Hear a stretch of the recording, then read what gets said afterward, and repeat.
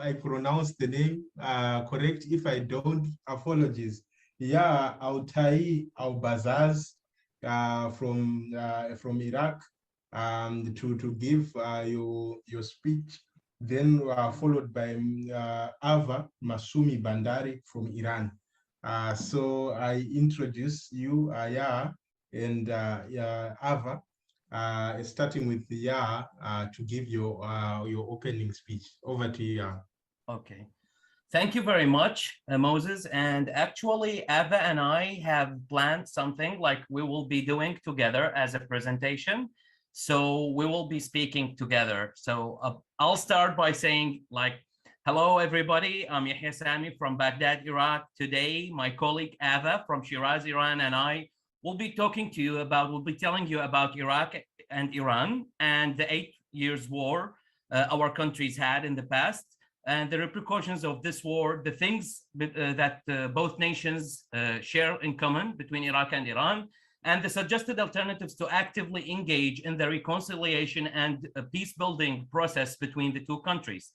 I'll start by telling you about my father, Sami, who's a civilian man born in 1953. He holds a degree in economy and management. He graduated in 1977 and served his regular military duty for a year and a half. Then was recalled to serve for the entire 8 years war, starting 1980. And this lasted for 8 years, since he was 25 until he was almost 34 years old. The war took the flower of his youth and the best years of his life. And this was a lesson learned in the hard way. So when he was called again to serve for the Kuwait War in 1990, he didn't join the army in spite of the serious risk of punishment by the Iraqi regime back then.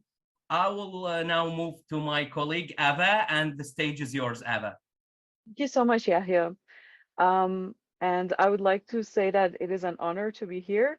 And let me start by telling you the story of my uncle, Muhammad, who fought in the war in the bloom of his youth, where he not only lost his leg, but his enthusiasm for life. He would rarely leave his house, and he passed away a few years ago due to liver failure. Well, he was among one of the many victims of the war. Um, Perhaps the most devastating aspect of the war was the use of chemical weapons that killed many on the spot, contaminating thousands of civilians, including women and children. Today, many of the remaining survivors are still suffering due to complications of the nerve agents used against them. But what was the root cause of the war between Iran and Iraq? Well, the conflict started when the changes in government's regimes in both Iran and Iraq took place, where Saddam Hussein, the president of the Republic of Iraq, and Khomeini, the supreme revolutionary leader of the Islamic Republic of Iran, came into power. Well, Yahya will give you a more detailed account on what took place. Thank you very much, Ava. Like to address your point, I would say that no one really knows who started the war, as generations in both countries were educated on accusing the other side on starting the longest conventional armed conflict of the 20th century that lasted for 8 years, as we mentioned before, starting September 1980 and ending until August 1988.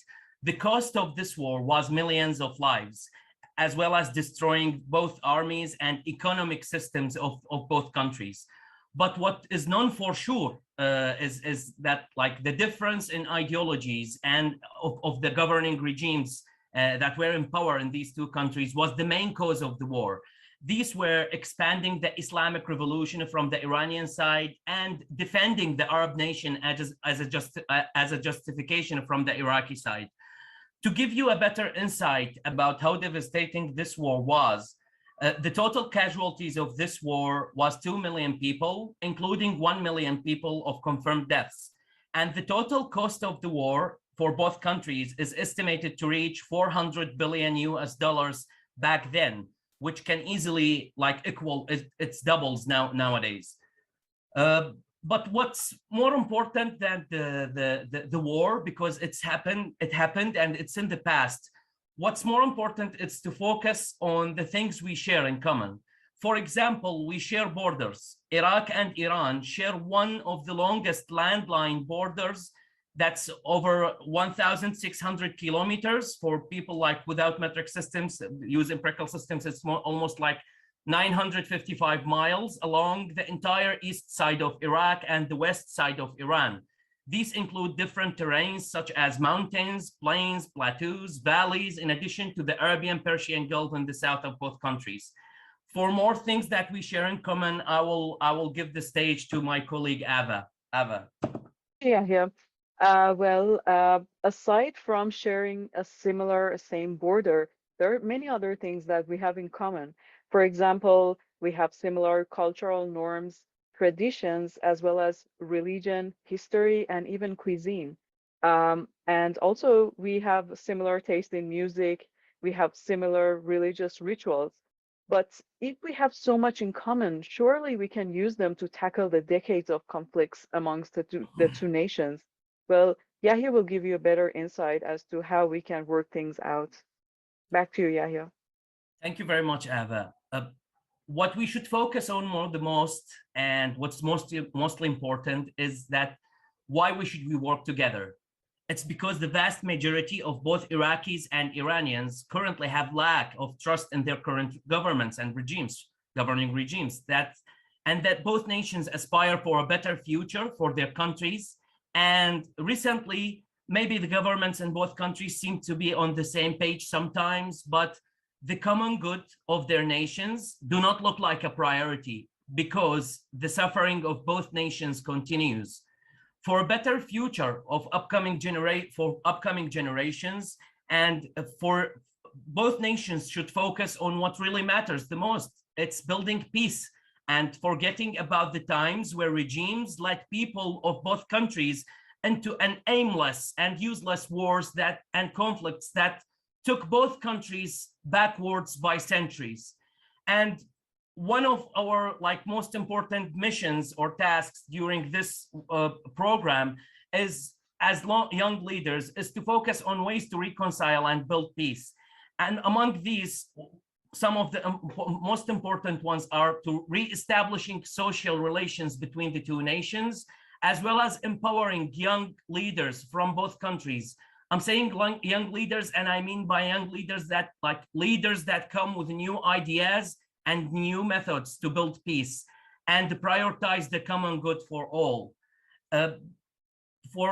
If one last idea we would like to focus on here as an insight, if the money spent on the 8 years war we're speaking about in both countries was invested in development, in education, in healthcare, public services, and infrastructures, Iraq and Iran could now be seen among the leading countries in the region, if not the entire globe. By the end, before we wrap up, my colleague Ava has something that's really touching. She would like to share with us. The mic is yours, Ava. I'd like to say that we all know that wars bring absolutely no good for humankind. They bring absolutely nothing to the table. So this is a lesson that we need to learn right here and right now, and not in a hard way, because this is our choice, our destiny, and our future. So as we know, if we want a better future, we should make it happen. I totally agree.